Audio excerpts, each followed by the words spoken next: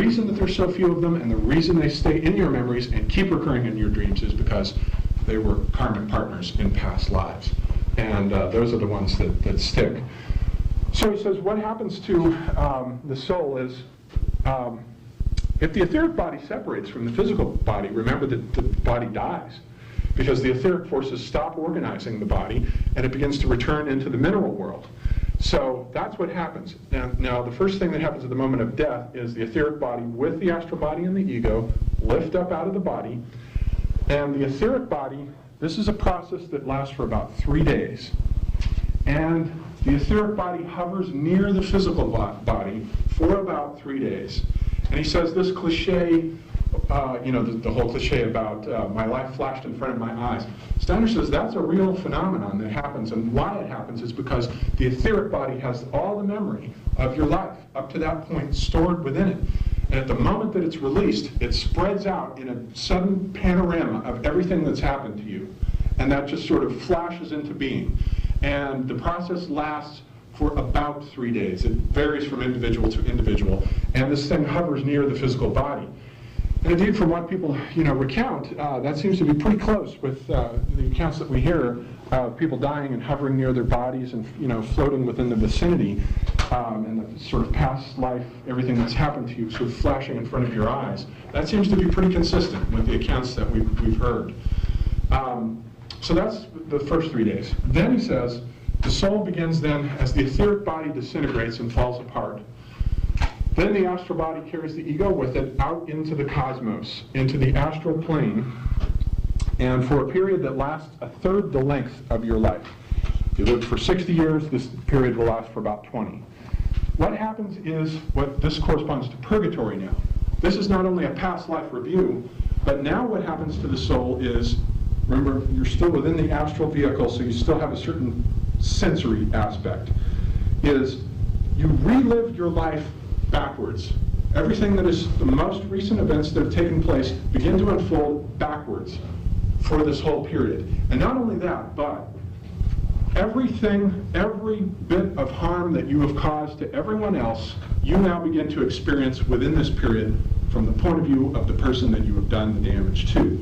So there's a purgatorial process that takes place in the afterlife. This corresponds very closely to the Tibetan Book of the Dead, when the soul is unleashed and these sort of demonic beings will come at you because they're reflections of your own limitations. And this is the same thing, Steiner says, is what is going on. You're going through this purgatorial process, and all the passions and desires that you have that have not fulfilled themselves are keenly felt at this moment. But now you no longer have the organs to fulfill them. So there can be a torment here, depending on how you've lived your life. And this all he sort of links with the moon sphere. And he says, before you can get up into any of those other sort of planetary spheres, everything here has to be left behind in the moon sphere. Everything that's linked with passion, desire, unfulfilled desires, everything, that all has to gradually burn away during that third of your life period. That has to be burned out. And when it is finally burned out and left behind, the astral body crumbles and disintegrates. Now you've got the ego left.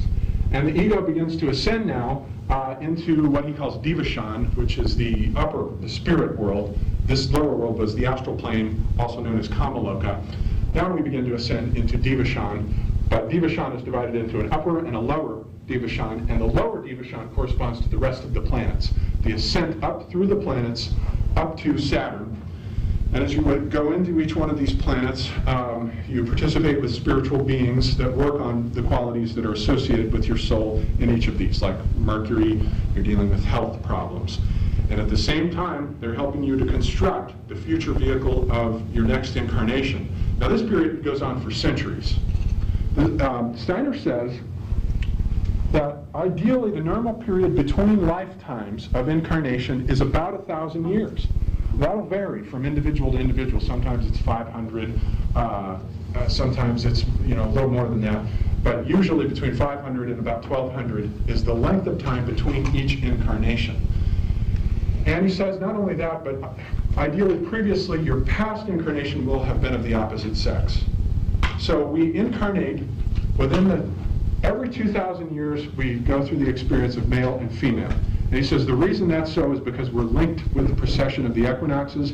With each of the Platonic months, we reincarnate because the culture on the world has changed so much. It takes that long for it to completely change, that the circumstances change during that period such that we're ready to re-enter the historical process now with a new body and new karma, and the whole process begins over. So that's about how long the period that is spent in these upper worlds, these planetary worlds, takes. Very long time, centuries.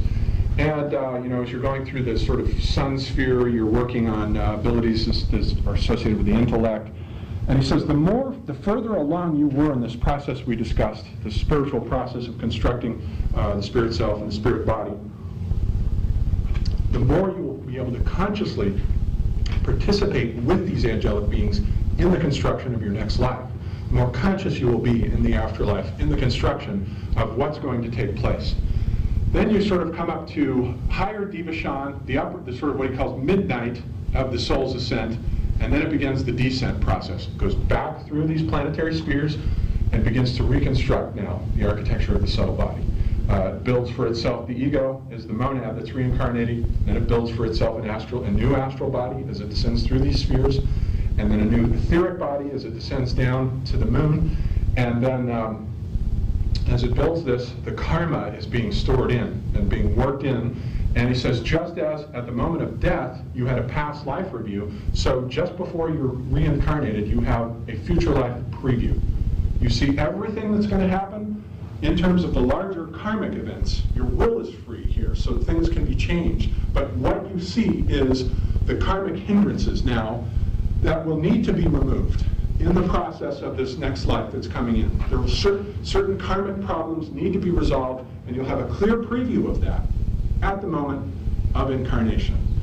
And he says what attracts two people sexually to each other, and I think he's picked up this idea from Schopenhauer on Schopenhauer's chapter on the metaphysics of sexual love.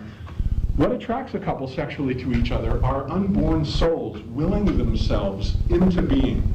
And he says you sort of select your parents. The parents that you know will provide you with the physical body, with the genetic inheritance, the hereditary characteristics that you will need that will suit the karma that's necessary for your life.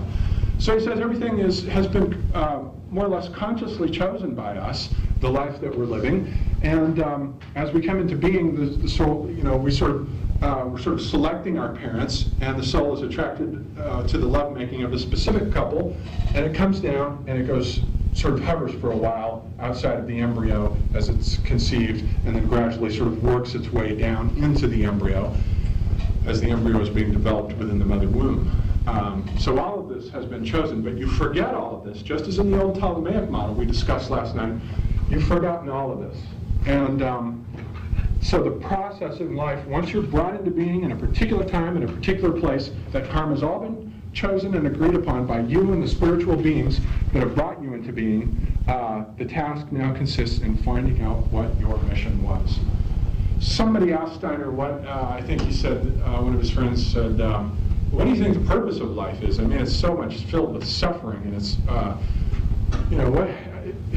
there's so much unhappiness. It doesn't seem to be the case that we were put here to be, happy, does it? And he says, Steiner said, well, I don't think happiness or unhappiness is the case. I don't think that's what life is all about. What it is about is the fulfillment of a specific task. Each one of us has been given a specific task, and our task then is to find out what that mission was, what we agreed upon in Bardo before we incarnated, find out what that is and fulfill it. And what isn't fulfilled then, that's karma that gets stored up for the next incarnation. And this process goes on until the physical bodies, the astral and etheric bodies have been sublimated and brought to full maturation, have been brought to full perfection. The spirit is the bouquet of the physical, and it gradually has to mature and ripen over these lifetimes. So one thing we see there is this conflict between karma and freedom. Freedom is the most important thing in Steiner, but we're dealing with karma at the same time. On the other hand, we did play a certain role in the formation and choosing of a specific life at a specific